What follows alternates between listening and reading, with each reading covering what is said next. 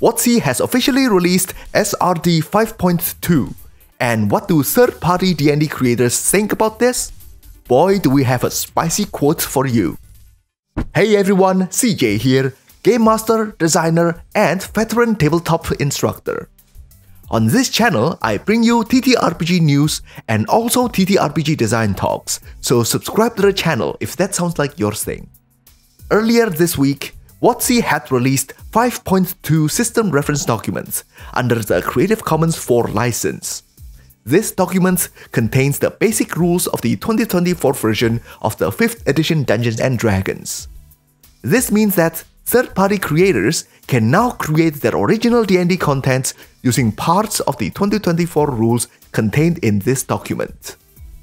And since the previous SRD, version 5.1, which contains the 2014 rule, was converted to the Creative Commons license too, it means that creators can mix the original 5e and 2024 rules in their own projects. The reaction on Twitter and EN World for this release are lukewarm to mildly positive. So to get a better insight, I asked some 5e creators what they think about 5.2. Steven from Roll for Combat, who created the Battle Zoo product line, is excited about this release and will be using it in his future products. He also pointed out a very interesting discovery. It seems that they have included the term D&D in the document, which means that creators may be able to use the term D&D to promote their third-party products. Previously, they could only advertise their products as 5e, or the world's most popular role-playing game. He doesn't know if this is a mistake or not, but he thinks that this is done intentionally to incentivize people to create more D&D products in the future.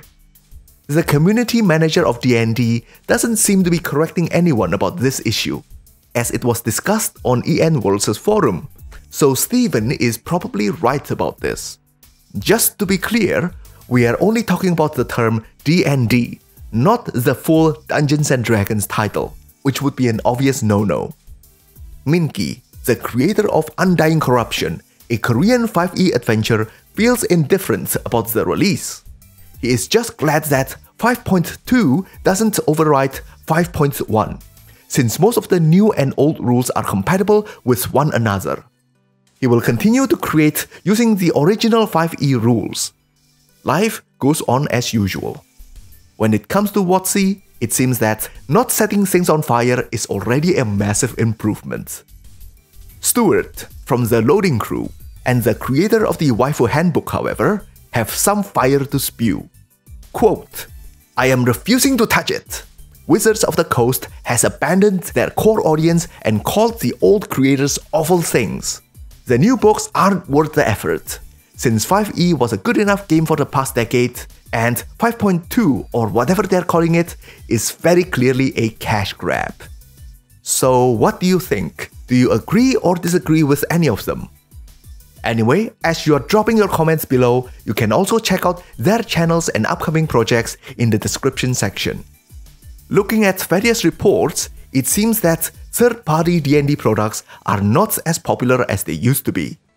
In the last year, hardly any D&D related products have broken 1 million on Kickstarter. On the other hand, many expansions of other TTRPG systems have been very successful and received plenty of backing, Shadowdark being one of them. So people are showing support for the new systems. Steven from Roll for Combat will also be creating Shadowdark compatible products. I think that the Fall of the King D&D have created a power vacuum that allowed other titles to rise, usually backed by powerful IPs, such as Brandon Sanderson's Cosmere and Discworld. As for smaller creators that don't have the financial muscle to license big brands, I think we may be seeing a return to an era of multi-system publication. This is not uncommon actually. Glorantha, the setting for RuneQuest, was made compatible with 13th Age. Call of Cthulhu had a D20 version released by WotC. Fushimi Kobo, the publisher of Sword World 2 and Armored Core TRPG in Japan, also released a Japanese Morkborg supplement, Black Shinsengumi.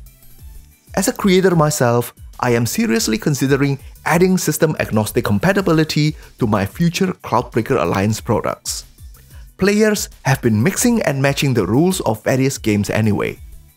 Look, even the original D&D used chainmail's combat system and outdoor survival for their hex crawl. So it is all about making it easier for the audience to enjoy your products without putting others down. My idea of a system-agnostic design is to provide more setting-specific rule. So besides making the setting unique, it also turns the system into a character with its own personality. Also, I think the supplement needs to provide sufficient explanation of the design intention behind the mission structure, combat, and escape situations, so GMs can replicate it easily in a system they are more familiar with. System design is really a separate discipline to campaign or level design. Sometimes changing the rules doesn't matter if the GM sticks to the level design principles of the previous game they are running. Of course, this also means that the product needs to have universal intrinsic value and can stand alone as its own thing, not just adding on top of an existing system. What do you think? Will you be interested in a system-agnostic supplement? Anyway, if you enjoyed this video, give it a like and subscribe to the channel. CJ over and out.